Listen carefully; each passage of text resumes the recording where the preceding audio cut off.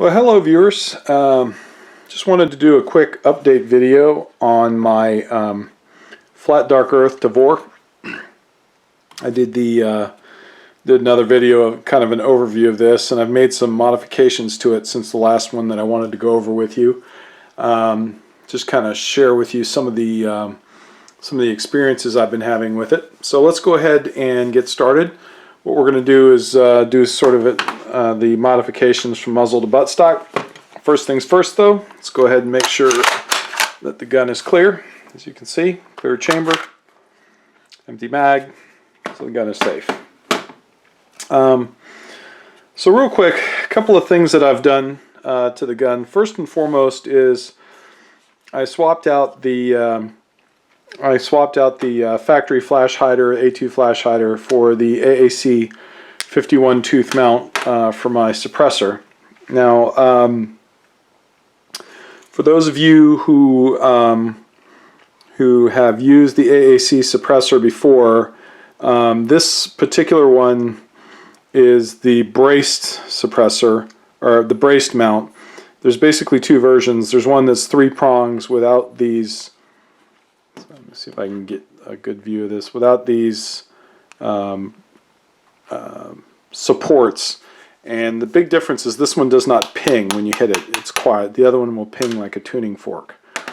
So you don't want that. Obviously, it's not very pleasant. But the good news is my SDN 6 ratchets right on there, and looks nice.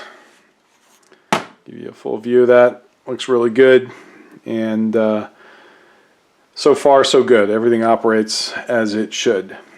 The second thing I did, and this is kind of I'm still out on this. I added a Magpul MOE front hand grip along with this rail piece from IWI. The rail piece was I want to say about $27, call it $30 with shipping, and then the MOE grip was under $25. The reason I say the jury's still out on this, it is kind of neat the way you can handle the gun with it. It does provide you with a good level of support. It is absolutely rock solid, and I did attach the pressure switch for the Surefire light to it, which does make it pretty nice to use, but I don't really know if it was necessary. It is some added weight to the front of the gun, and the conventional grip angle and these Tavor 6 points of contact seem to work really well. So I'm going to try it this way for a little while, and if I like it, I'll keep it. If not, I'm going to pull it off and I'll do something else with it. Probably just switch it back to nothing. The last big change, if you'll excuse me for a second, guys, I'm going to pull this suppressor off here because it's easier to manipulate the gun on camera without the extra length and weight. So the last thing that I did was I did change out the optic. You'll remember that the last time I did this, I had the AimPoint micro on there. And what I've done is I've swapped it out for a Trijicon RX reflex sight. A couple of advantages with this sight. Let me see if I can get you a good picture here, sight picture. So, see if I can get the right around the camera here. So there's the amber dot, as you can see, on this particular optic. It is fiber optically powered. There's no batteries in here. So the fiber optic light collection comes in from the front right here. So for daylight use, it's a nice bright amber dot right in the center, and then at nighttime it's powered by Trijicon, or by tritium, and so it's self-illuminated at night. The advantage that I have with it is that this is a zero co-witness with the iron sights that are on the weapon. So when you look through the iron sights now, they are lined up with the center of the sight. I'll try and give you a best picture I can right there. Pull that back just a hair.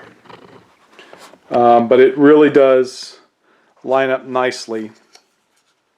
And it is the proper, more importantly than that, it is the proper cheek weld when you are firing the rifle. Very, very comfortable, very, very lightweight, and no batteries or anything like that to go wrong with you when you are firing it. I think, frankly, it looks nice on there. Plus, it's kind of keeping with the, you know, all of the IDF Tavors are equipped with a Meprolite reflex sight, just like similar to this. So I think it keeps nicely with the kind of the spirit of the Tavor. Got some FDE Magpul Gen 2s. I also got some windowed PMags as well. The FDE color of Magpul matches up beautifully with the rest of the gun. And I really do like the color of the gun. I think it looks nice, sort of the two-tone with the black rail, and sort of certain highlighted controls are in black, and then the rest of the gun in FDE really does work out nice. One last thing I did do, and I want to give this company a shout out. Sometimes just traditional slings are hard to get, and I ordered off of Amazon from USA Slings. I'm not getting anything for this, but I wanted to give them a shout out because they are made in the USA. But some really nice high quality M16 or AR slings, and they are longer in length. They're about, I would say, a good 6 or 8 inches longer than a standard one, and I just like the way they fit on the gun. It allows you to keep the gun slung kind of low, or if you're wearing body armor or anything like that, it allows you to have enough slack in it in order to get it around you completely. And this is really nice, high quality, soft nylon, but very, very strong, and just really, really cool. So they also make one in FDE. I'm probably going to order another one in FDE just so I can have the gun fully decked out in FDE. But anyway, those are the updates that I've done to the gun. I've probably got, I'm going to say about 700 rounds through this particular gun so far. I will tell you, it's probably my favorite shooting 5.56 223 rifle now. I've gotten really used to the controls and to the trigger and whatnot, and I got to tell you, for the size of the gun, the weight of the gun, and the performance of it, I absolutely love it. I think the 51 tooth mount looks really good on there, and I'm just really pleased with this thing. So if you guys have any questions or comments about the Tavor or anything I can answer for you, please just leave it in the comments. And if you like the video, don't forget to give me a thumbs up, and please don't forget to subscribe or tell your friends about me. We're doing some more videos here. I'm going to do another one here in just a little bit. I've been getting a lot of optics questions, so we're going to answer some of those for you. Anyway, thanks a bunch, and we'll see you all in the next one. Bye-bye.